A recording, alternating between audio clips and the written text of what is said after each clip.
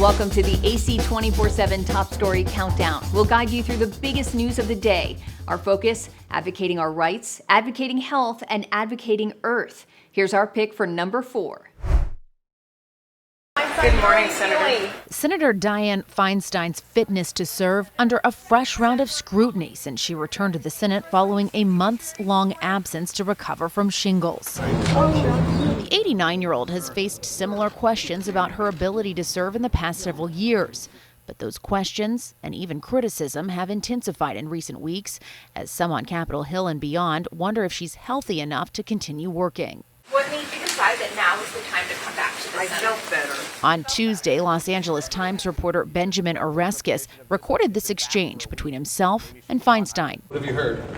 What have I heard about what? About your return. How have they felt about your return? No, I haven't been gone. Okay.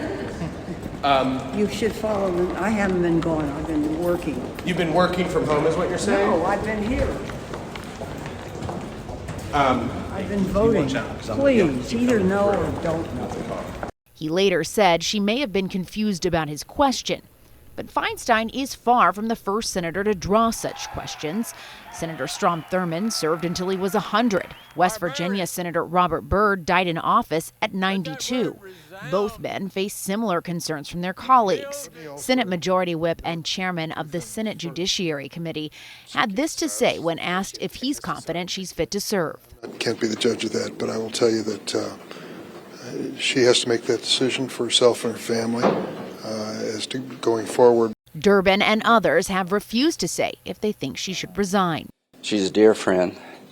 As a friend, you can see she's hurting.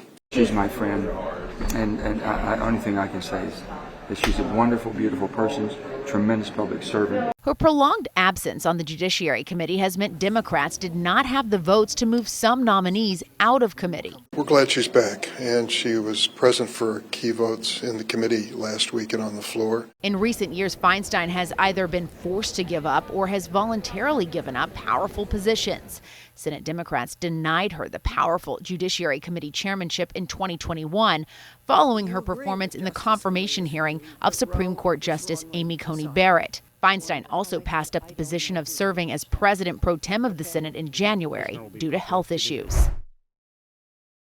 TheAdvocateChannel.com looks at the world through the lens of equality and inclusion. Subscribe, like, and share now. AC 24/7's Top Story Countdown continues with our producer's pick for number 3. We've seen glimpses of Bryan Kohberger, mugshots after he was charged with the killing of 4 University of Idaho students last November, and police body cam video when he was stopped at nearby Washington State University for running a red light a month before the murders. I do apologize if I was asking you too many questions about the law. I wasn't trying to No, not at all. And now, a 5-count grand jury indictment. 4 counts of murder, 1 count of burglary. The court sealed the names of grand jury witnesses and evidence we would have heard in a preliminary hearing, originally scheduled for next month. For instance, in this case where there's phone evidence, DNA evidence likely, all kinds of purchase receipts for knives, other items, travel across the country, search warrants in multiple jurisdictions. All that evidence will now wait for the trial because the preliminary hearing is canceled. It is now then transferred in the hands of a district court judge, and on Monday he will be there in court and he will have to enter a plea. College graduation season gave one glimpse of what was lost in the murders. Now we will present a Bachelor of Science in Business degree to the family of Madison May Mogan. The 4 victims, including Madison Mogan, who would have walked the stage with her classmates in May, were honored posthumously instead. Bryan Kohberger could face the death penalty if convicted.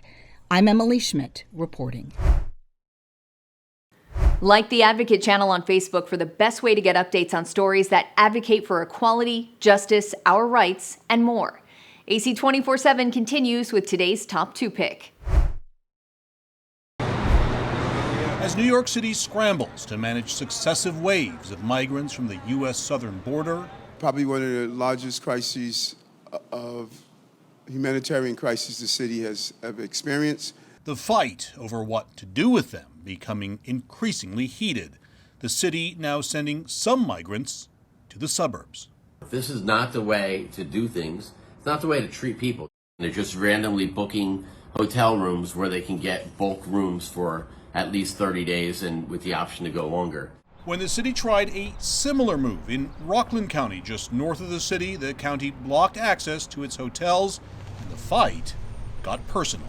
When you look at the county exec Day, this guy has a record of being anti-Semitic, his racist comments, his thoughts and how he responded to this. Really, it shows the lack of leadership. Those remarks directed at Rockland County Executive Ed Day. Both Day and Adams have known and worked with each other for decades. Both former NYPD cops, both now public servants running the city in a nearby wealthy suburb. Adams a Democrat, Day a Republican. Local politicians now caught up in the turmoil of national immigration politics. Day says it is Mayor Adams who is using migrants as pawns and putting the blame on everyone else. So we got the race card again. Just like the mayor has been talking about how white Republican people have been picking on him because it's a black city. I think anybody who throws that card out that quickly has his own set of problems, including being a racist himself. The mayor is engaged in human trafficking of the worst kind. Orange and Rockland counties now have temporary restraining orders barring New York City from sending migrants their way. And the town of Riverhead on Long Island has preemptively declared a state of emergency to block the city sending migrants there too.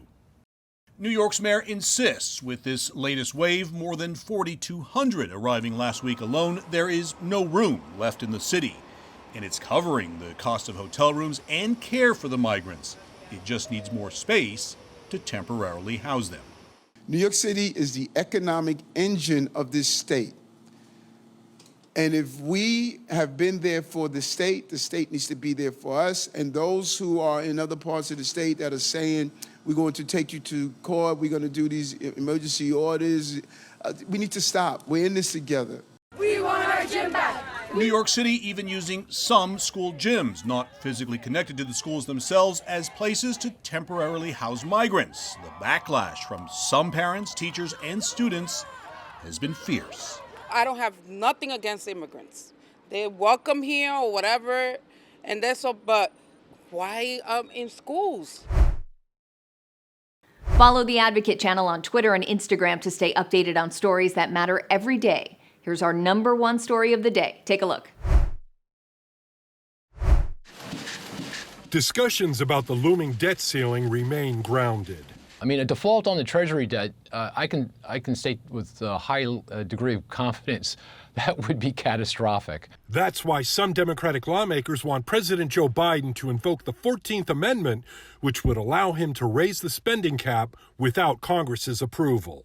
The United States Constitution, Article 14, says that the United States has to pay its bills. It's in the Constitution. Section 4 of the 145-year-old amendment says, quote, the validity of the public debt of the United States authorized by law, including debts incurred for payment of pensions and bounties for services in suppressing insurrection or rebellion, shall not be questioned. I've heard people say, well, it might be a way we can do this. And once you start down that slope, then no one's ever going to take the seriousness of our debt. As some Republicans blast Democrats for inaction, their only plan, which is no plan at all, is to ignore this fiscal crisis and do nothing to limit spending, save taxpayer dollars, or grow the economy. House Speaker Kevin McCarthy wants President Biden to focus on the country's financial status. Mr. President, even as senator, you voted no on many of these debt ceilings because you said you were upset that there wasn't enough savings. I'm John Lawrence reporting. Thanks for watching the Advocate channel's top stories. We're on Facebook, Twitter, TikTok, and YouTube. Follow, like, and share, or check out advocatechannel.com for even more stories that advocate for you.